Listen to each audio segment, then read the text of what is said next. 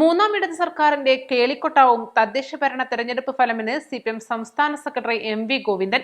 Malappuram press ക്ലബിന്റെ meet the leader പരിപാടിയിൽ സംസാരിക്കുകയായിരുന്നു എം.വി. ഗോവിന്ദൻ.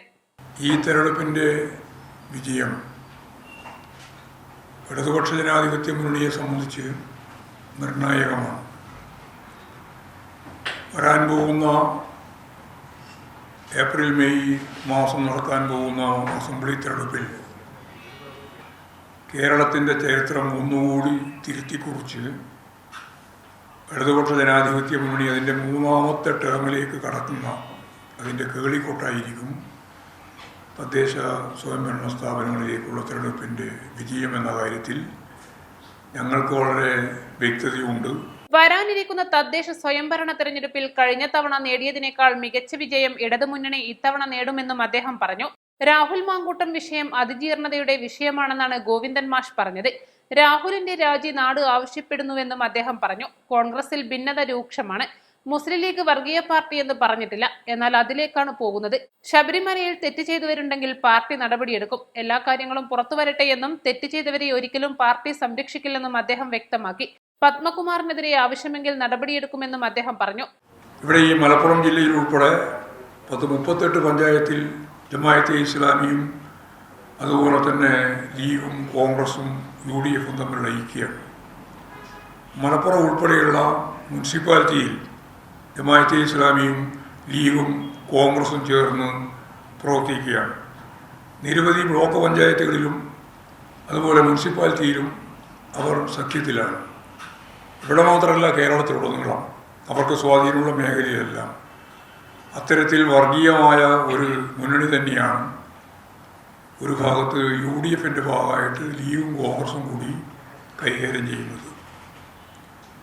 മറുഭാഗത്ത് പ്രതിപക്ഷത്തിൻ്റെ തന്നെ ഭാഗമായിട്ടുള്ള നിരയിൽ നമുക്കെല്ലാം അറിയുന്നത് പോലെ RSSഉം BJP-യും സംഘപരിവാർ വിഭാഗങ്ങൾ പച്ചയായ വർഗീയ നിലപാടുകൾ ഉയർത്തി ഏതാണ്ട് അവരൊപ്പവും സമരസപ്പെട്ടുകൊണ്ടും നിൽക്കുകയാണ്. അപ്പോൾ ഈ രണ്ട് വർഗീയ മുന്നണിയെയും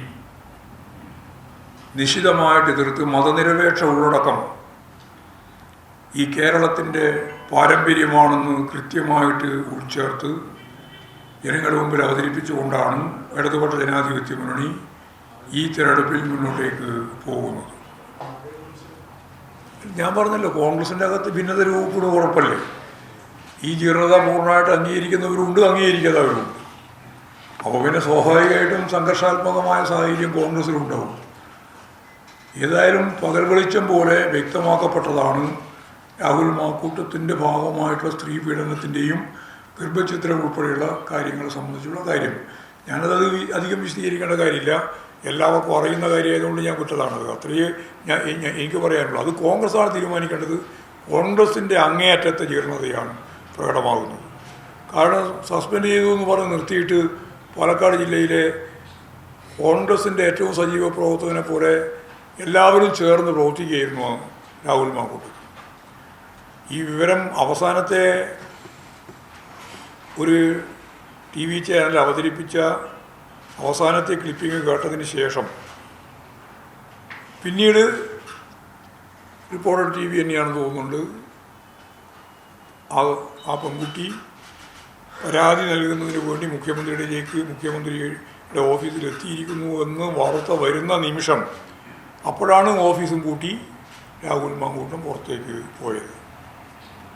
അതുവരെ അവിടെ തന്നെ നിൽക്കുകയായിരുന്നു. കോൺഗ്രസ്സുകാരുടെ പരിപൂർണ്ണ പിന്തുണയുണ്ടായിരുന്നു. സുധാകരൻ ശ്ലാഘിക്കുന്ന നിലയാണ് സ്വീകരിച്ചത്. എന്നാൽ അതിൻ്റെ അകത്ത് തന്നെയുള്ള കോൺഗ്രസിൻ്റെ നേതാക്കന്മാർ VD സതീശൻ ഉൾപ്പെടെയുള്ള ആളുകളുടെ നിലപാടും ഒക്കെ പ്രശ്നമായിട്ട് നിലനിൽക്കുന്നുണ്ട് എന്നുള്ളത് ശരിയാണ്. സൈബർ പോരാട്ടം അവർക്കെതിരായിട്ട് തന്നെ നടക്കുന്ന ചിത്രം നമ്മൾ കണ്ടതാണ്. അപ്പോൾ അതിൻ്റെ ഒരു ജീർണമായ മുഖം മാത്രമേ അതിൽ പ്രകടിപ്പിക്കപ്പെടൂ. Press club president S. Mahesh Kumar അധ്യക്ഷനായിരുന്നു. സെക്രട്ടറി VP നിസാർ, സംസ്ഥാന കമ്മിറ്റി അംഗം പ്രജോഷ് കുമാർ എന്നിവർ സംസാരിച്ചു. East live, Malappuram.